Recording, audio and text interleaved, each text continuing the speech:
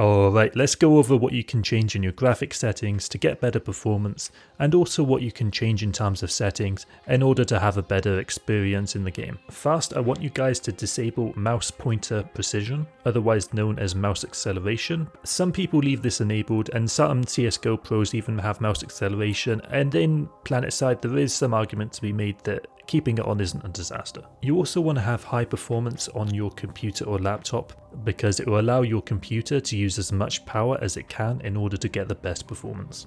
If you disable these settings here, it might give you an extra FPS or two, and it also, to be honest, is a quality of life improvement over regular Windows. I also recommend you guys go to your startup panel and you disable any startup applications which you don't need because they will slow down your computer. Now I do want to quickly mention that if you have a 120Hz monitor, you are not going to be benefiting from anything above 120 FPS. If you have a 60Hz monitor, you won't benefit for anything above a 60 FPS. I also separately want to mention that you need to have smoothing turned on until you have 150 FPS, otherwise the rate of fire of your gun will be lower. Linus Tech Tips did an entire video on FPS, but essentially 150 FPS is about where you want to be. Anything below that and you are going to have slightly worse aim, and that's okay, but it is something to keep in mind. Personally, I have 60 FPS and I still get 2KD, so it isn't necessary, but it is something that you should consider. The first graphics setting that I really want you guys to nail in on is the draw distance for rendering. Essentially, infantry will not render past 300 meters. On top of this, vehicles for the most part will not render above 1000 meters, and aircraft are definitely not going to render past 2000 meters. So having your render distance above those thresholds is relatively useless unless you really want to see incoming Valkyries or Galaxies, which for most people isn't very relevant. Now there are also two ways to alter the rest of your settings. The first one is in-game. You can just turn everything down to lowest, and that will be good enough for 99% of people. If you want to be in it a bit extra, you can go into the user options ini and you can turn off some settings which you otherwise can't, and a link to that is in the description, and how to do it is also on screen now. Now regardless of which method you guys choose, I want you guys to go into your user options ini anyway, and there's one specific reason, and that is I want you to change the field of view of your character. Because for most people, they actually have the field of view at 80 or 85 or sometimes even 90 or 95. So having your field of view higher will for the most part be recommended. Now I could go into an entire rant on why this is important, but for you, you don't really care. The important thing to know is that a peripheral vision which is larger means you can see more, and in Planetside people can come from above you, from below you, from your left to your right, in a way that CSGO and other games can't, so having a high FOV is generally recommended, although I will admit that it does make headshotting a bit difficulter because the model of people's heads is going to be smaller, but again you do need to have a higher peripheral vision for Planetside in general, and most good players will have a high FOV. I recommend at first going to 84 or 85 FOV, and if you really want to go higher you can.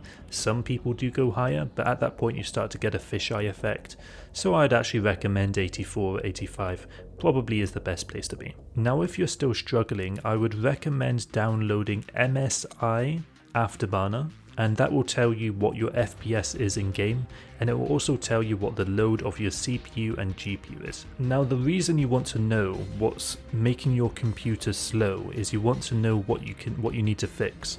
So you need to figure out, is it your graphics card or is it your CPU which is slowing down your computer? Once you've figured out what one's slowing down your computer, you could either upgrade or you could try to overclock your CPU or your graphics card slightly in order to get better performance. What you're essentially trying to do is you're trying to get to a point where you've got a consistent FPS. Our aim works off muscle memory, so you don't want to be having a varying FPS. So some fights you might have 150 FPS, some fights you may have 90. What I would actually generally recommend in that case is you may even want to limit your FPS to like 100 so that you get a bit better consistent aim rather than having things change all the time, which can make your aim a little bit worse and make things difficult for you. The other thing that I want you guys to install is the Recursion Crosshair Tracker. pretty much every single good player is going to be using this crosshair tracker. It's going to help your aim significantly to have a little red dot in the middle of your screen. The devs did say it's fine to install this, so I really do recommend it. Now also on screen I'm showing you some settings which I recommend turning off in game. Some of these are going to be quality of life things which are just going to mean that less spam's popping up on your screen. The other thing is, if you're in public platoons and you do listen to people on voice, I would recommend turning down your SFX, dialogue and music options, but keep the rest high. And what this will allow is people that are talking in game to be hard more than the shooting. If you did want to add a bit more soul to the game and make it a little bit more vibrant, you could alter your NVIDIA settings or the AMD equivalent to have a higher vibrancy. I've done a lot of research into input lag for Planetside 2 in terms of graphics, and from what I can tell, even something like smoothing and things like VSync don't have a massive impact on input lag, so for the most part I wouldn't worry about those from what I can tell. Likewise, from what I can tell, full screen doesn't have a massive input on this game, although I could be wrong. Some people also recommend clicking Windows and G together and disabling the game bar for Microsoft, because apparently this can cause a bit less performance and you might instead want to install NVIDIA Shadowplay or again the AMD equivalent. At the moment I am putting out a lot of videos like this, so if you would like to subscribe it would help me out immensely, and also if you do leave any comments I'd love to hear your feedback on this, any thoughts you have, if you're appreciative or whatever it is. If you've got anything you would like to add, please do say so. Anyway guys, have a great day, like the video, GG, I'm out.